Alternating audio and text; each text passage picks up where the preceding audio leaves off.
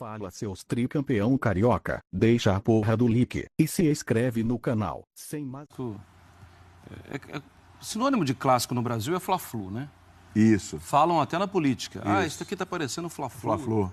Mas, na verdade, para mim, o maior clássico do Rio é Vasco e Flamengo, especialmente quando você sai do Rio. Você vê o que essas duas equipes representam fora do Rio também. Vai no Nordeste. Dá uma olhada a quantidade de camisa do Vasco, a quantidade de camisa do Flamengo. São times gigantes fora do Rio. E o momento do Vasco, por mais que seja um momento que não é bem momento assim, né? Porque se tornou grande demais isso, era para passar um verãozinho ali na Série B, mas o Vasco tem escrito uma história bem negativa nos últimos anos. Isso talvez tenha tirado um pouquinho da grandeza do clássico, da grandeza até do Vasco no clássico. Mas a rivalidade, ela não é de agora, é uma rivalidade escrita por muitos anos. E eu ainda vejo o Vasco como o grande rival do Flamengo no Rio. Mas apesar do Vasco na Série B e apesar do Campeonato Brasileiro, não do ano passado, de 2015, quando o Vasco caiu, aquele período de 2015, o Vasco em baixa também, chegava no clássico, sim, era diferente. E outra, e o Vasco eliminou... tem um papel legal nisso. E o Eurico tem um papel fundamental em manter viva essa chama. Isso é verdade, isso é verdade. Porque o Vasco eliminou o Flamengo de Campeonato Carioca aquele ano, mesmo ano ruim do Vasco, eliminou da Copa do Brasil, lembra? Né? Passou um período aí, sei lá, sem perder para o Flamengo. No período de baixa da história do Vasco, ele consegue se sobrepor aí nos números com relação ao Flamengo. Então, acho que mesmo ali, a gente conseguiu ver essa rivalidade forte. É claro que tem um monte de coisa que enfraquece a rivalidade.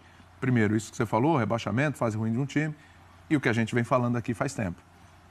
O campeonato é que agora vai ter o Maracanã, mas sem o Maracanã, jogando em Cariacica, jogar em Brasília, né? Vasco e Flamengo, o último foi em Brasília. A decisão ali não a decisão, mas a semifinal da Taça Guanabara foi em Volta Redonda. Então essas coisas tiram um pouco do brilho desse que é chamado o clássico dos milhões. Por quê? Porque era o clássico que atraía mais público, né? Vai ver os públicos agora. Flamengo e Vasco são as duas maiores torcidas do Rio de Janeiro. Exatamente. 2 das 5, 4 maiores torcidas do Brasil. Sim. 2 das 5. 2 das 5. O Flamengo é maior. Sim, sim. E o Vasco está ali entre as 5, sim. É engraçado que, assim, como o Marra já disse, o sinônimo de clássico no Brasil, para qualquer coisa, é Fla-Flu.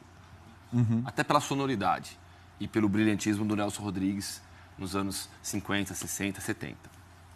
Ponto. Isso você nunca vai tirar. Nunca, nunca.